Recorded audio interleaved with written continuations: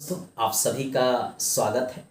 पिछले वीडियो में हमने जनगणना जो 2011 में कराया गया था उससे संबंधित महत्वपूर्ण जानकारी आपको दिया था और उसमें बताया था कि ब्रिटिश काल में लॉर्ड मेयो के समय 1872 में प्रथम जनगणना कराया गया था और बाद में रिपन के समय 10 साल के अंतराल पर जनगणना शुरू किया गया 1881 से। ठीक है। और आज़ादी के बाद जो है 2011 की जनगणना 15वीं जनगणना है। चूँकि 2020 से 16वीं जनगणना की शुरुआत फिर से की जा रही है जो अभी वर्तमान में 2021 में चल रही है और उसमें जातिगत जनगणना की भी बात की जा रही है। चूँकि जो जनगणना 2010-11 में कराया गया था उस समय ही जातिगत जनगणना कराया गया था। पिछले वीडियो में हमने विस्तृत रूप से इसके बारे में जानकारी दिया है। आइए हम उससे आगे के बारे में जानते हैं जो जनगणना से महत्वपूर्ण फैक्ट हैं जिसके बारे में जानना जरूरी है। आंकड़े भारत की जनगणना 2011 से संबंधित है। एक छोटा सा हम मैप बना लेते हैं ताकि इसको समझने में हमें आसान होगा। ये लगभग इसे मान लीजिए कि यह भारत का मैप है और 2011 में इसकी जनगणना कराई गई थी और इस समय जो 2011 में जनगणना हुई थी उस समय भारत की जनसंख्या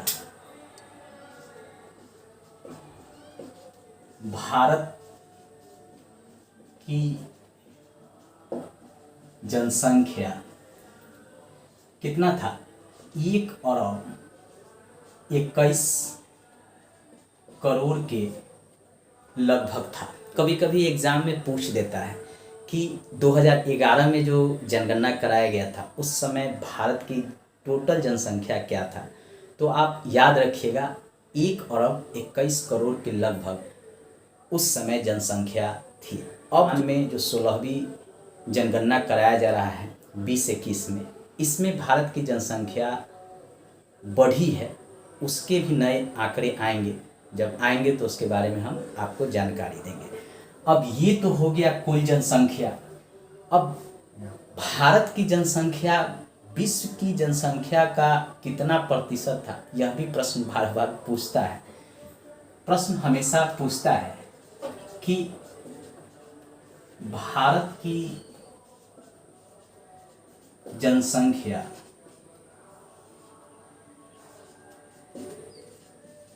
विश्व की कुल जनसंख्या का कितना प्रतिशत था। तो यह था 17.5%। भारत की कुल जनसंख्या पूरे विश्व की जो जनसंख्या है उसका 17.5% था। ये भी प्रश्न जो है कई बार एग्जाम में पूछा जाता है। अब इसको याद करना थोड़ा कठिन है, तो आप 17 भी याद रखेंगे, 0.5 भी नहीं याद रहेगा तो भी एग्ज़ाम में आपको याद आ जाएगा। इसलिए याद रखिएगा 17 याद रखिएगा तो आपको 17.5 याद आ जाएगा। अब एक पूछता है कि भारत की वार्षिक वृद्धि दर क्या थी, मतलब एक साल में जो जनसंख्या का ग्रोथ रेट था वह क्या था। आइए उसको भी जानते हैं। भारत की वार्षिक वृद्धि क्या था, यह भी प्रश्न जो है पूछ लेता है कि भारत का वार्षिक वृद्धि क्या था। तो यह था 1.64%। कब? वर्तमान में 2021 2011 की जनसंख्या के अनुसार। लेकिन पूछ ले कि इससे पहले वार्षिक वृद्धि दर क्या था, तब आप कैसे इसको याद रखेंगे? तो याद रखिएगा कि इससे पहले जो भारत का वार्षिक वृद्धि दर था वह 1.94% था। कभी कभी यहाँ पे एक प्रश्न पूछ देता है कि भारत की वार्षिक वृद्धि दर जो है पहले की अपेक्षा घटा है या बढ़ा है। तो आप देख लीजिए कि 2011 की जनसंख्या के अनुसार 1.64 है और इससे पहले 1.94 था, जो 2001 में जो जनगणना का रिपोर्ट आया था उसके अनुसार। तो यहाँ पे याद रखिएगा घटा है, कम हुआ है, ठीक है, घटा है। जो वृद्धि था, भारत का वार्षिक वृद्धि दर जो पहले था 1.94%, अब उसमें गिरावट हो गया और ये हो गया 1.64%। इसको याद रखिएगा। अब एक और प्रश्न यहाँ से पूछ लेता है कि भारत का दशकीय वृद्धि दर, दशकीय का अर्थ हो गया कि 10 साल में भारत का वृद्धि जनसंख्या का क्या था, ये होता है दशकीय वृद्धि दर। तो 2011 की जनगणना के अनुसार 17.5% था, 2011 की जनगणना के अनुसार।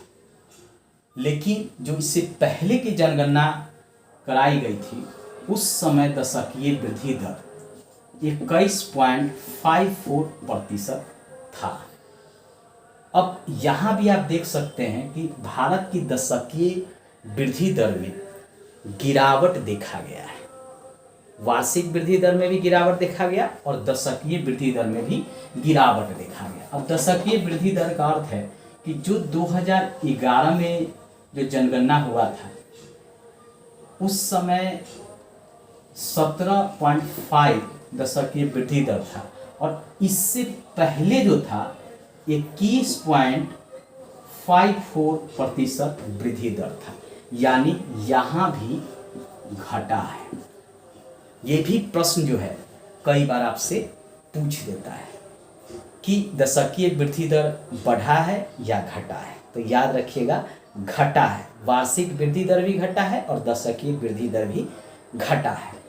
अब भारत की दशकीय वृद्धि दर तो घटा ही है, साथ साथ एक राज्य भी है जिसका दशकीय वृद्धि दर ऋणात्मक यानी घटा है। वह राज्य है नागालैंड। ये पूर्वोत्तर का राज्य है, यहाँ पे पड़ता है नागालैंड, ठीक है। इसका जो है ऋणात्मक आया है, कितना आया है? -0.6%, यानी इसमें घटा है दशकीय वृद्धि दर। अगर पूछ ले कि किस राज्य का दशकीय वृद्धि दर घटा है, निगेटिव में आया है, तो याद रखिएगा नागालैंड, ये पूर्वोत्तर का एक राज्य है, इसका दशकीय वृद्धि दर -0.6% दर्ज किया गया है। तो ये भी प्रश्न जो है कई बार आपके सामने जो है पूछा जाता है, तो इसको भी आप याद रखिएगा। अब यह भी जानते हैं कि भारत का साक्षरता दर 2011 की जनगणना के अनुसार क्या है। तो भारत की जो साक्षरता दर है, साक्षरता दर यानी प्रतिशत जो है वह 2011 की जनगणना के अनुसार 74.04% है।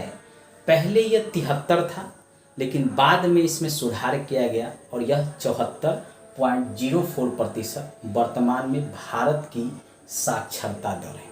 और इससे पहले क्या था, तो पहले जो था साक्षरता दर 64.84% के करीब था। यानी साक्षरता दर देखा जाए तो पहले की अपेक्षा भारत का बढ़ा है। अब पूछता है कि इसमें महिला और पुरुष का साक्षरता दर क्या है। पिछले बीपीएससी में एक प्रश्न महिला से पूछ लिया था कि महिला का साक्षरता दर क्या है भारत में, तो आइए उसको भी जानते हैं।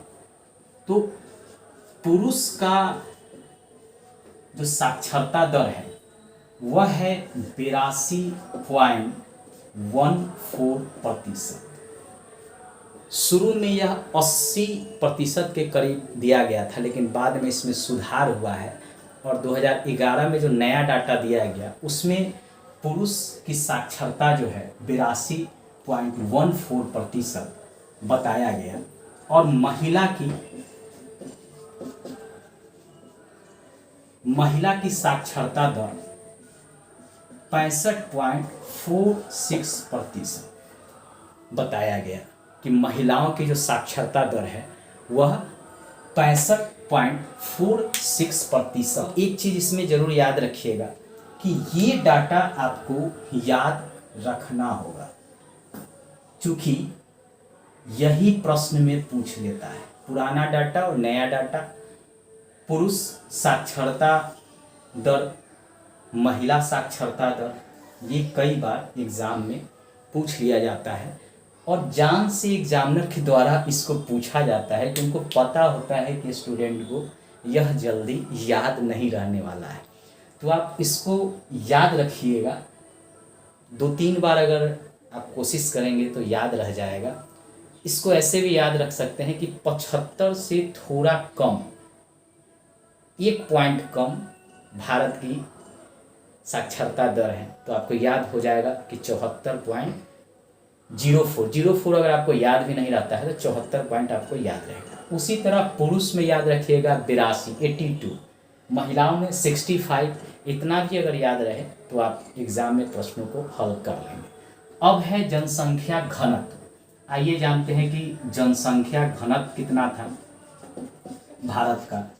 तो जनसंख्या घनत्व जो है वह 2011 की जनगणना के अनुसार 382 व्यक्ति प्रति वर्ग।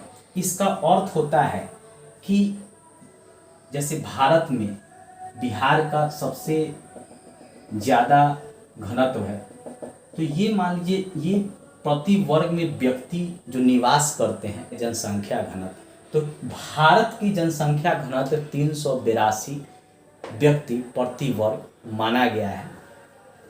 पहले जो था यह जनसंख्या घनत्व वह था 325 व्यक्ति पहले।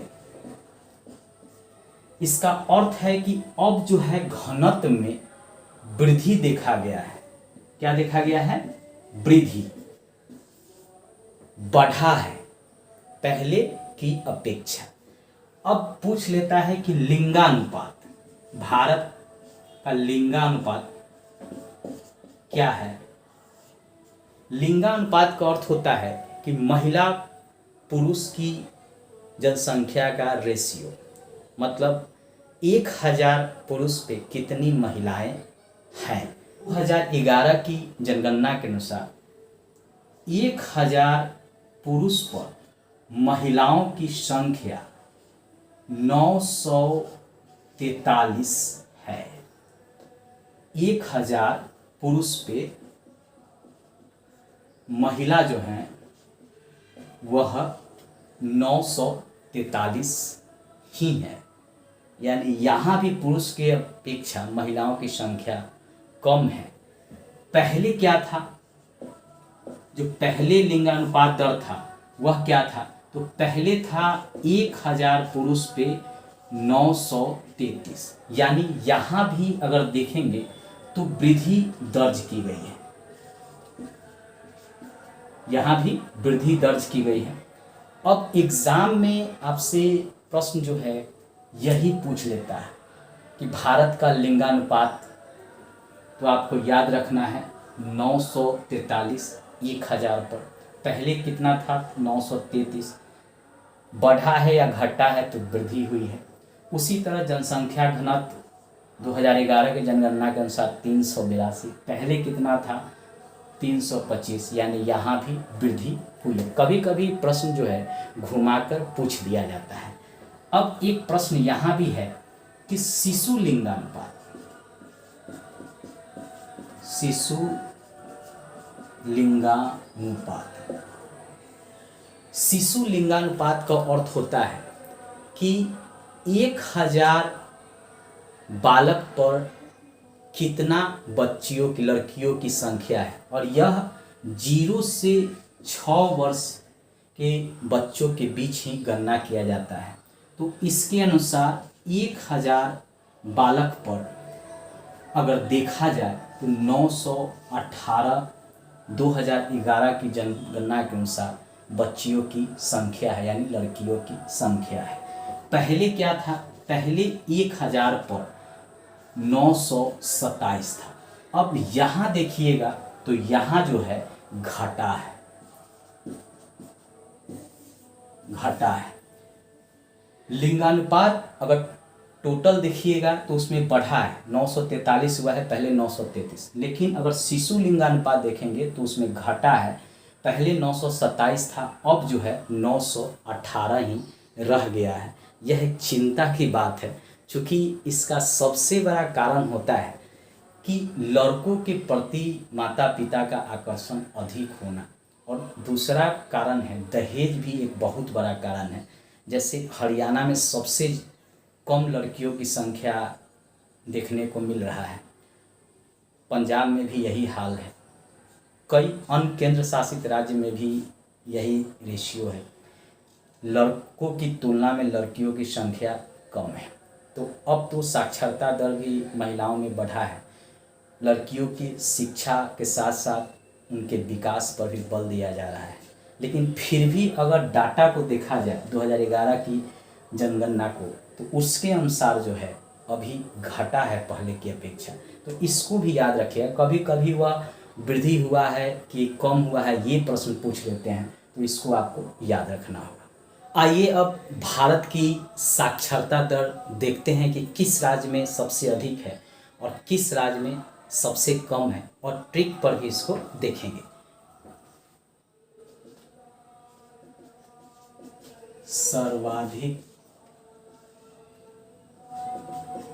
साक्षरता, सबसे ज्यादा साक्षरता जो है वह है केरल में। केरल में ये प्रथम स्थान है सर्वाधिक साक्षरता के मामले में, और यहाँ पे लगभग 94.6% लोग साक्षर हैं। पूर्ण साक्षर राज्य माना जाता है केरल को, पूर्ण साक्षर राज्य। साक्षरता, अब मैप में देखिए, यहाँ पे ये केरल है,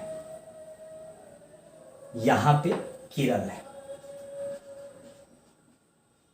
सबसे ज्यादा इसी की साक्षरता है, लगभग 94.6% यहाँ की साक्षरता है। अब इसके बाद कौन है?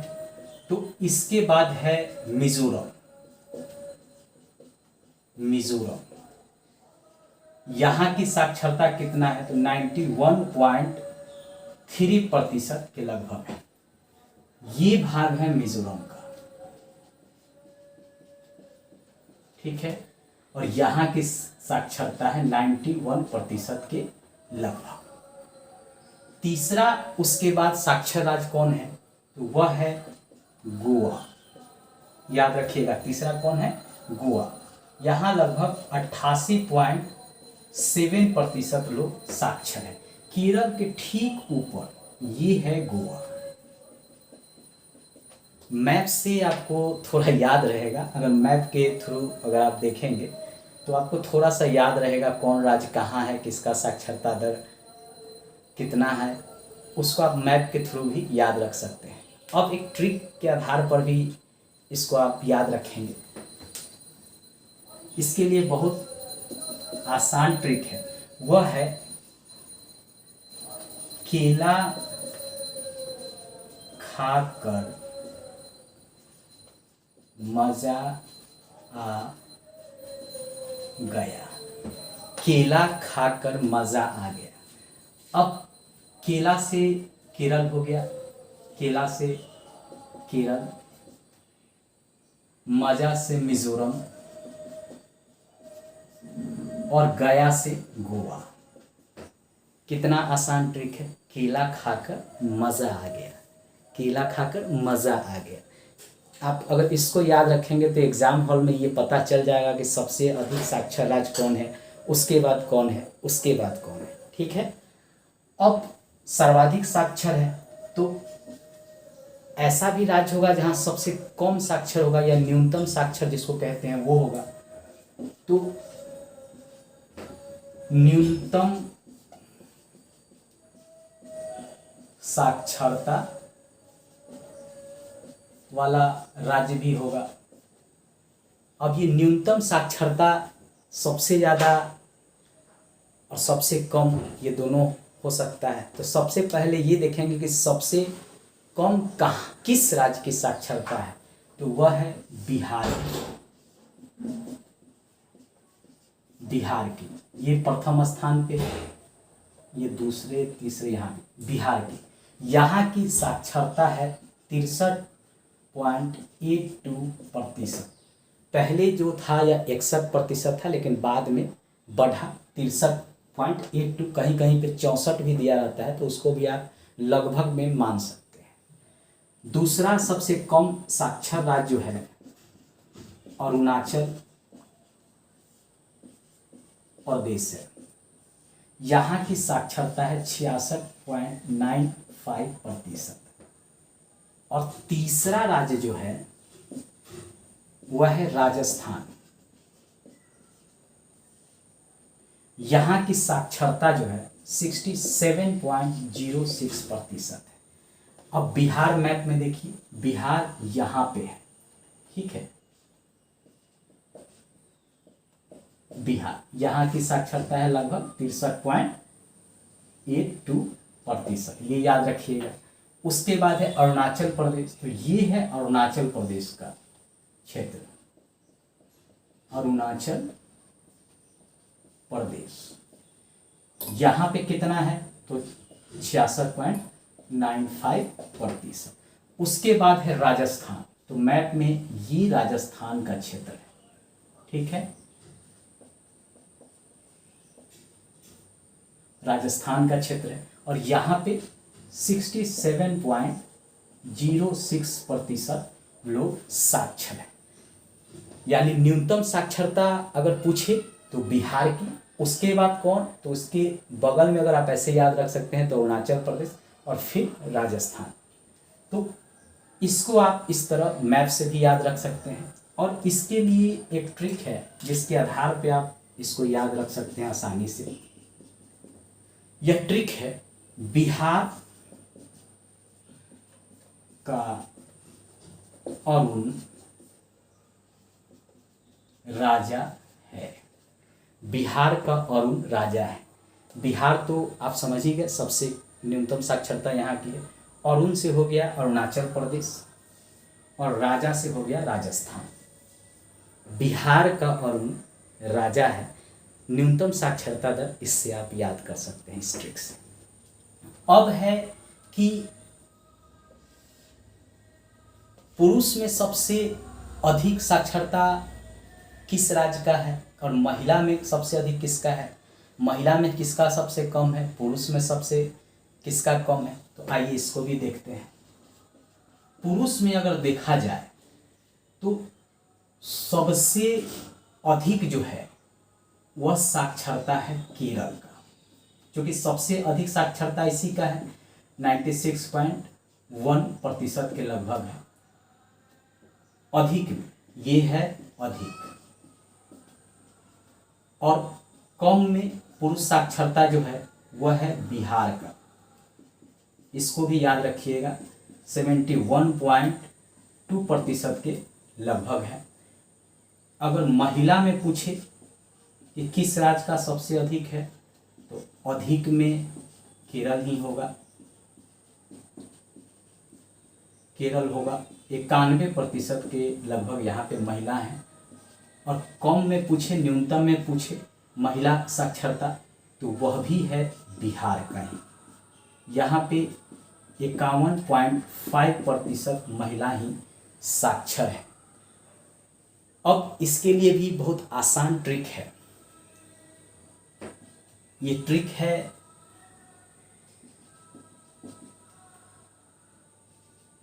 केरल का पुरुष बहुत अच्छा है। केरल तो आपको पता ही हो गया, पुरुष में सबसे अधिक, और यहाँ पे बहुत से बिहार याद रखिएगा। उसी तरह केरल की महिला बहुत अच्छी है।